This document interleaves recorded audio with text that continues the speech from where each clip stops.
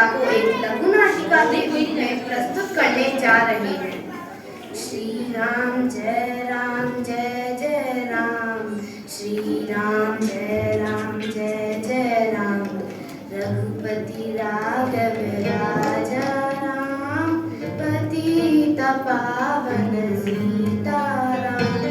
श्री राम जय जय राम, श्री राम जय जय राम। अद्भुत है महिमा दो अक्षर राम की, सुनो राम कथा और जय बोलो राम की। जब जब पृथ्वी पर अन्याय का गड़ा भरने लगता है, तब तब ईश्वर धर्म की स्थापना के लिए पृथ्वी पर अवतरित होते हैं। इसी से रचता है एक नया पुराण, जो युगों युगों तक मनुष्य का मार्गदर्शन करता है। इसी रचना का एक महत्वपूर्ण उदाहरण है रामायण।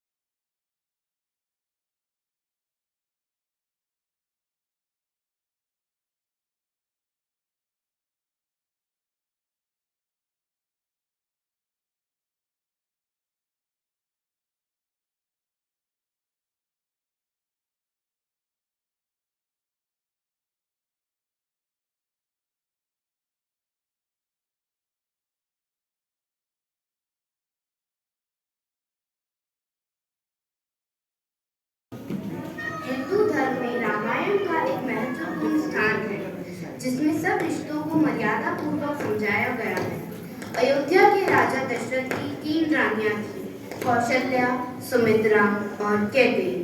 राजा दशरथ को बहुत समय तक कोई संतान नहीं थी, इसलिए अपने सूर्यवंश की वृद्धि व अपने उत्तराधिकारी के लिए उन्होंने पुत्र की कामना से पुत्रेष्टि यज्ञ करवाया। यज्ञ के परिणाम को जानने के लिए हम आपको ले चलते हैं अयोध्या नगरी की ओर। राजा दशरथ का राज दरबार बताया गया है, जिसमें सभी दरबारीगण बैठे हुए हैं। महाराज की जय हो, महाराज की जय हो, बधाई हो, बधाई हो। महाराज, आपको पुत्र की प्राप्ति हुई है। महाराज की जय हो, महाराज। अरे वाह, मुझे अयोध्या को बधाई हो, मिल गई, रत्न की प्राप्ति हुई है। महाराज बधाई हो, महाराज की जय हो, महाराज की जय हो, बधाई हो, बधाई हो। आपको 2 पुत्र रत्नों की प्राप्ति हुई है। महाराज बधाई हो, महाराज बधाई हो। यज्ञ के परिणाम स्वरूप राजा दशरथ के 4 पुत्र हुए। चारों राजकुमारों का दरबार में प्रवेश।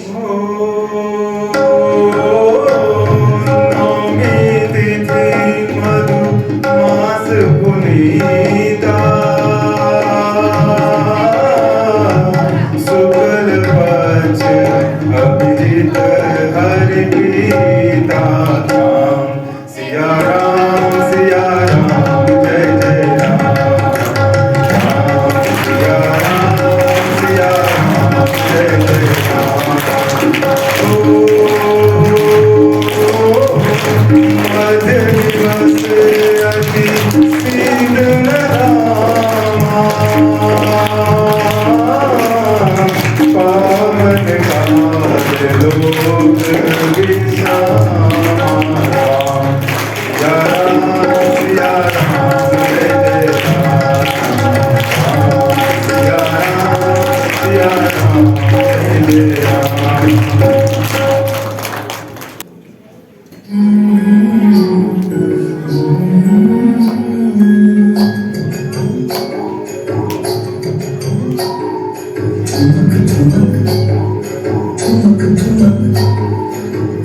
ठुमक चले राम लल्ला पग पैंजनिया बाजे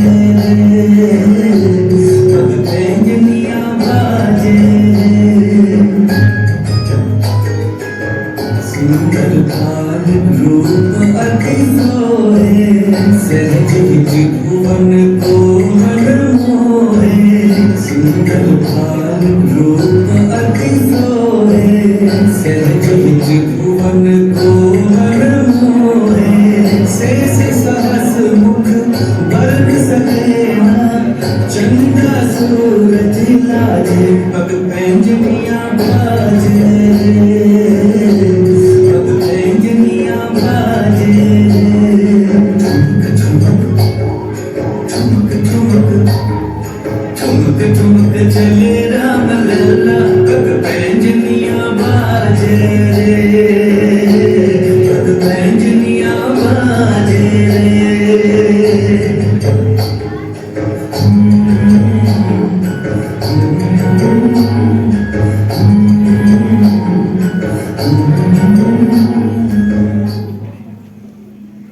राजा दशरथ द्वारा अपने चारों राजकुमारों को शिक्षा ग्रहण करने के लिए गुरु वशिष्ठ के आश्रम में भेजा गया, जहां उनको शास्त्रों व युद्ध की कला सिखाई गई।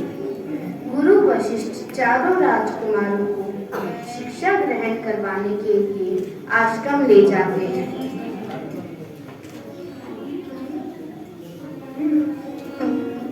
अब हम आपको ले चलते हैं दृश्य 2 जनकपुरी की ओर। मिथिला के राजा जनक ने अपनी पुत्री सीता के लिए उचित वर का चुनाव करने के लिए स्वयंवर का आयोजन किया, जिसमें कई राज्यों के राजाओं ने भाग लिया। राम व लक्ष्मण भी ऋषि विश्वामित्र के साथ सीता स्वयंवर को देखने के लिए जनकपुरी पहुंचते हैं। आए हुए सभी राजाओं का सीता के स्वयंवर में स्वागत है। मैं अपनी पुत्री सीता का विवाह उसी के साथ कराऊंगा जो इस शिव धनुष को उठाकर इस पर प्रत्यंचा चढ़ाएगा। एक एक कर सभी राजा आते हैं और धनुष को उठाने का प्रयास करते हैं।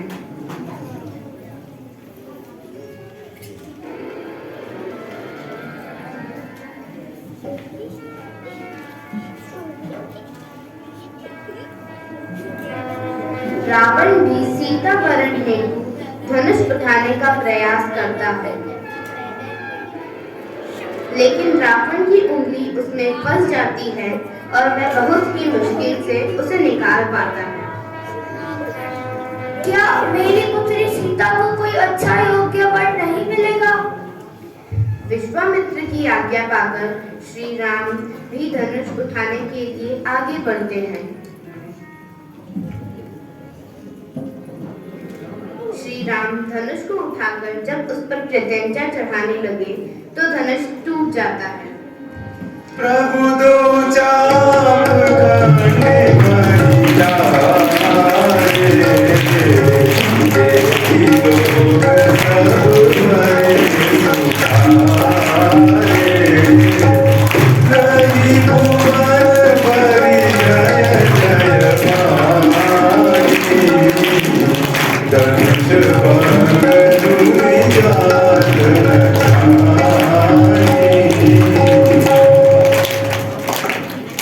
जनक ने शर्त के अनुसार सीता का विवाह राम के साथ कराने का निश्चय किया।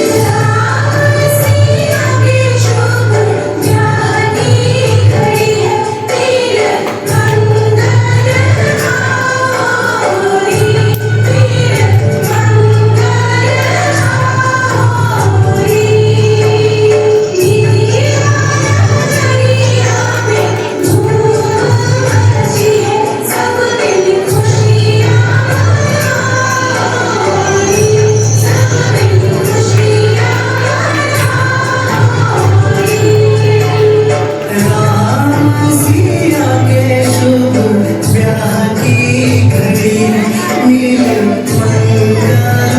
आओ रे सब दिल खुशियाँ मनाओ रे।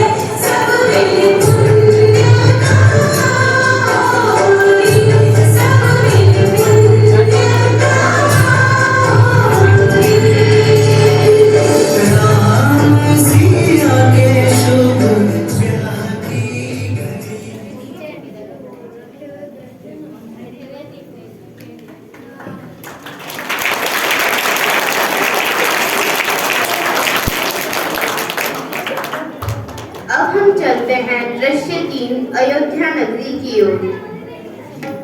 राम सीता के विवाह के पश्चात जब वे अयोध्या लौट गए तब कुछ वर्षों बाद राजा दशरथ ने श्री राम को अयोध्या का राजा बनाने की घोषणा की। जब मंत्रा यह खबर सुनती है तो वह कैकेयी के पास जाकर उन्हें राजा दशरथ द्वारा दिए गए वचनों की याद दिलाती है और वह मानने के लिए कहती है।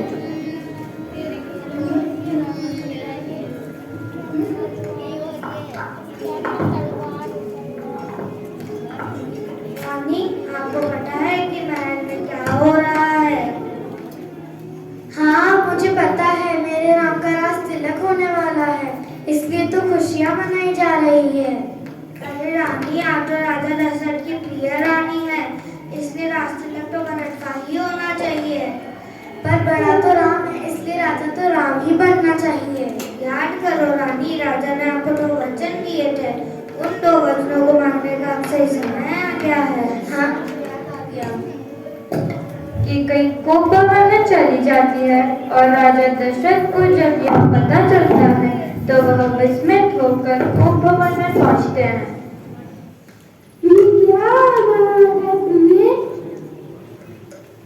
एक बार युद्ध के दौरान मैंने आपके प्राणों की रक्षा की थी, तब आपने मुझे 2 वचन दिए थे। हाँ, मुझे याद है।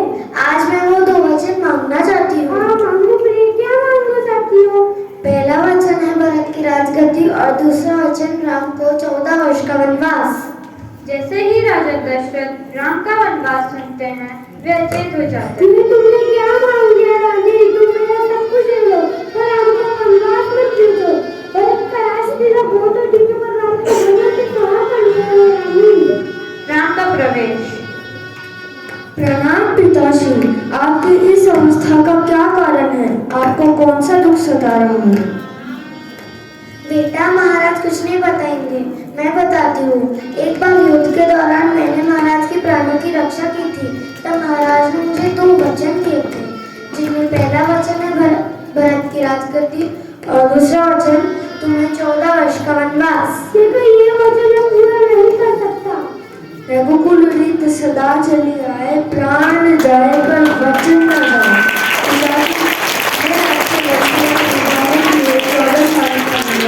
स्वीकार करता हूँ।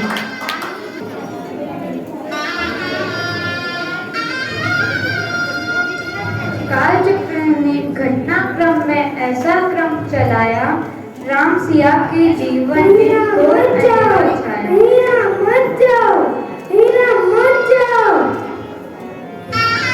आगे आगे राम चलत है। महाराज, महाराज, महाराज। रघुकुल रीति निभाने के लिए भगवान राम वनवास चले गए। जब राम वनवास के लिए तैयार होते हैं तब सीता व लक्ष्मण भी अपने धर्म का पालन करते हुए राम के साथ वनवास जाने के लिए तैयार। आगे आगे राम चलत है, पीछे लखन भाई। बीच जान की अतिशय सोहे राजा जनक की जाई, वन को चले रघुराई, वन को चले रघुराई। अब हम चलते हैं दृश्य 4 की ओर। कुछ समय तक वन में घूमने के बाद राम, लक्ष्मण और सीता गोदावरी नदी के तट पर पहुंचे। वहाँ पंचवटी की शोभा देखकर सीता जी मुग्ध हो गई। तब तीनों ने मिलकर वहाँ एक पर्णकुटी बनाई और उसमें रहने लगे। एक दिन लंका के राजा रावण की बहन शूर्पणखा एक सुंदर स्त्री का वेश बनाकर वहाँ आई और राम से विवाह करने का प्रस्ताव रखा।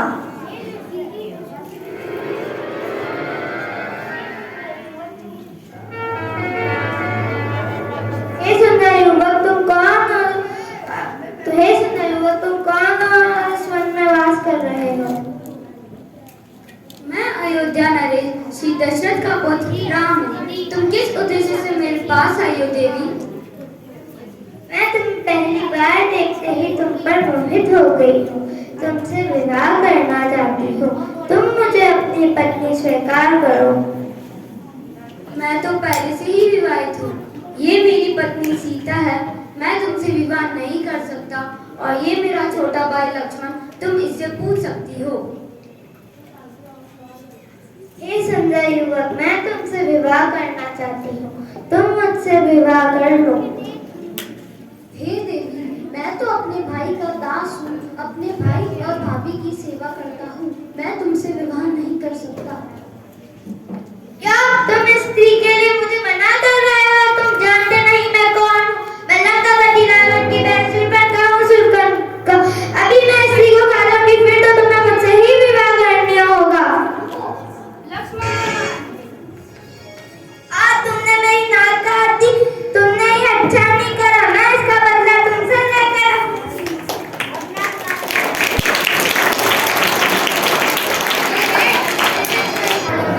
जब भी इसके बारे रावण को पता लगी तो वह बहुत क्रोधित होता है।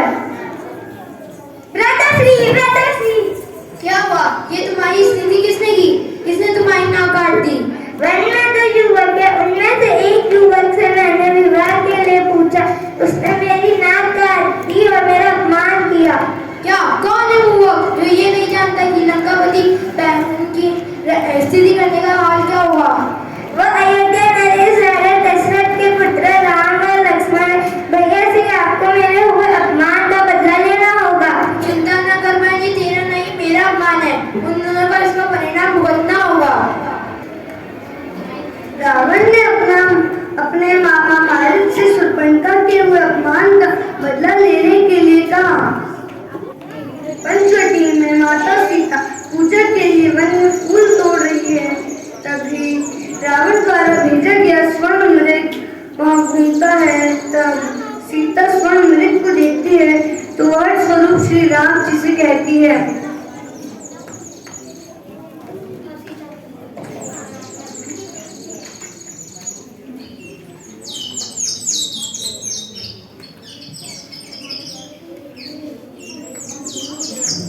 हे स्वामी, ये देखिए, ये कितना सुंदर स्वर्ण मृग है। ये मुझे चाहिए।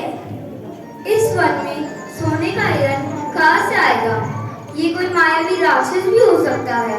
नहीं स्वामी, ये मुझे चाहिए। आप मेरे लिए लेकर आइए। ठीक है सीते। श्री राम लक्ष्मण को सीता की रक्षा कर हिरण के पीछे पीछे दौड़ते हैं। हिरण दौड़ता हुआ बहुत दूर निकल जाता है। श्री राम जी भी हिरण के पीछे दौड़ते हुए दूर निकल जाते हैं। राम ने बाण चलाया और वह तीर हिरण को लगा और वह मरते मरते श्री राम की आवाज लगा और वह मरते मरते। लक्ष्मण, मुझे लगता है तुम्हारे भैया किसी विपत्ति में है। तुम जाओ और अपने भैया की रक्षा करो। आप बहुत ही चिंता कर रही है भाभी। भैया ठीक है, भैया को कुछ नहीं हो सकता। लक्ष्मण, तुमने अपने भैया की आवाज नहीं सुनी? वो संकट में है। तुम जाओ और अपने भैया की रक्षा करो। भैया राम ने मुझे आपकी रक्षा करने की आज्ञा दी है। भला मैं उनकी अवज्ञा कैसे कर सकता हूँ माता? ठीक हो लक्ष्मण, तुम जाओ और अपने भैया की रक्षा करो। लक्ष्मण सीता माता की आज्ञा लेकर वहां से जाने का निश्चय करते हैं, लेकिन वो कुटिया के बाहर एक रेखा खींचते हैं जिसे लक्ष्मण रेखा कहा जाता है।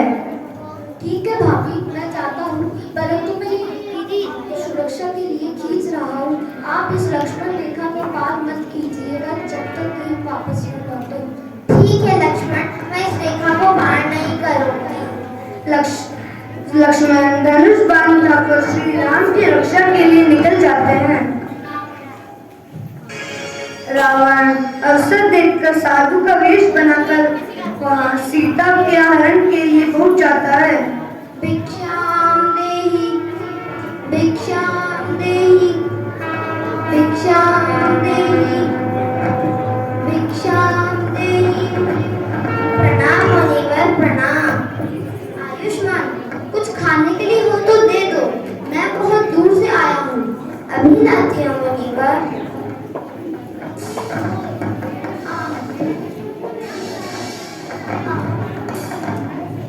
ये लीजिए मुनिवर। देवी, अगर तुम भिक्षा देना चाहती हो तो तुम्हें बाहर आकर देनी होगी, नहीं तो मैं चला। मुनिवर, मैं इस रेखा को पार नहीं कर सकती, आप यहाँ से ही ले लीजिए भिक्षा। नहीं, तुम्हें बाहर आकर ही देनी होगी, नहीं तो मैं यहाँ से भूखा ही चला जाऊंगा। नहीं, रुकिए मुनिवर।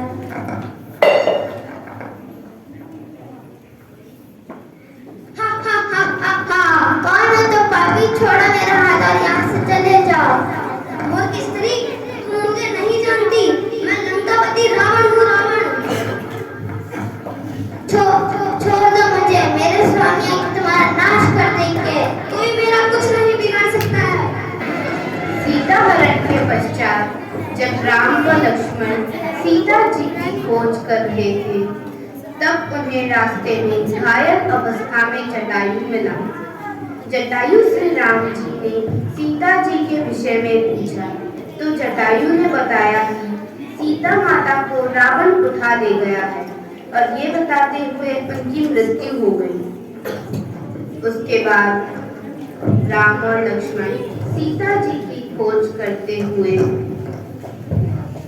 पहली बार हनुमान जी से मिले।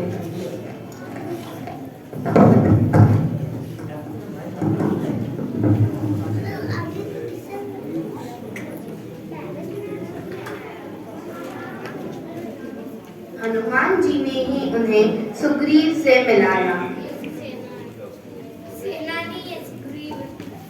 उसके बाद सुग्रीव व उसकी वानर सेना ने मिलकर माता सीता का पता लगाना शुरू किया। चारों दिशाओं में वानर सेना को भेज दिया गया। दक्षिण की तरफ हनुमान जी सेना लेकर गए, और जब वह समुद्र तट पर बैठे थे, तब वहां एक पक्षी ने बताया कि सीता जी को लंका नरेश रावण ले गया। तब हनुमान जी ने समुद्र पार करके सीता माता का पता लगाया, और लंका में अशोक वाटिका में बैठी सीता माता से मिली, और उनसे उनकी अंगूठी की निशानी ली। अब हम चलते हैं दृश्य 6 लंका दहन की ओर। हनुमान जी को भूख लगने पर सीता माता की आज्ञा लेकर वह अशोक वाटिका में लगे पेड़ों के फलों को खाया, और पेड़ों के पत्तों को तोड़कर वहां उत्पात मचाने लगे, और रावण के सैनिकों को मार दिया। जब रावण को इस बात का पता लगा, तो उसने अपने पुत्र मेघनाद को भेजा, और मेघनाद हनुमान जी को बंदी बनाकर सभा में लाए। हनुमान जी को सजा देने के लिए उनकी पूंछ में आग लगा दी गई, और फिर हनुमान जी ने अपनी पूंछ घुमाई और लंका में आग लगा दी। अब हम चलते हैं दृश्य 7 राम सेतु की ओर। जब हनुमान जी सीता माता का पता लगाकर लौटे, तब श्री राम वानर सेना के साथ समुद्र तट तक आए। समुद्र पार करने के लिए वानर सेना ने राम नाम लेकर नल में राम सेतु बनाया गया।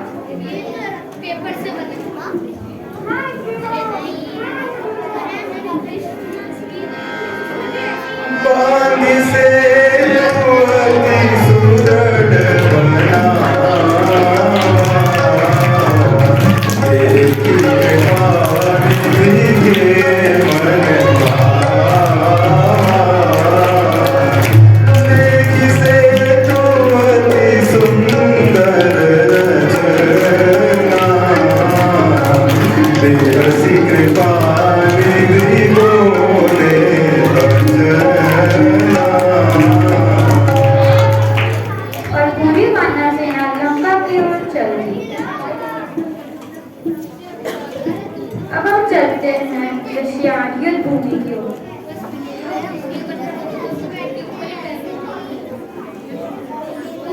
जब वानर सेना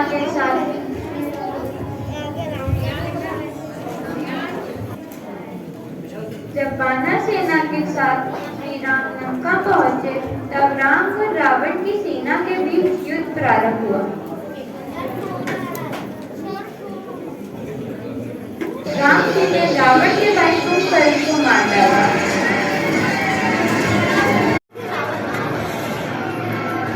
अंत में रावण और रावण के राम जी के बीच युद्ध हुआ, जिसमें रावण मारा गया और राम जी की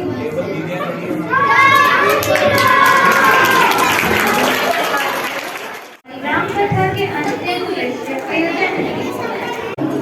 राम राम जय राजा राम, राम राम जय सीता राम, राम राम जय राजा राम, राम राम जय सीता राम, राम राम जय राजा राम, राम राम जय सीता राम, राम राम जय राजा राम, राम राम जय सीता राम, राम राम जय राजा राम, राम राम जय सीता राम, राम राम जय राजा राम। युद्ध में विजयी होने के उपरांत श्री राम, लक्ष्मण और सीता जी अयोध्या लौट आए और उनके अयोध्या लौटने की खुशी में अयोध्या वासियों ने घर घर में घी के दीपक जलाए। तभी से पूरे भारतवर्ष में दीपावली मनाई जाती है।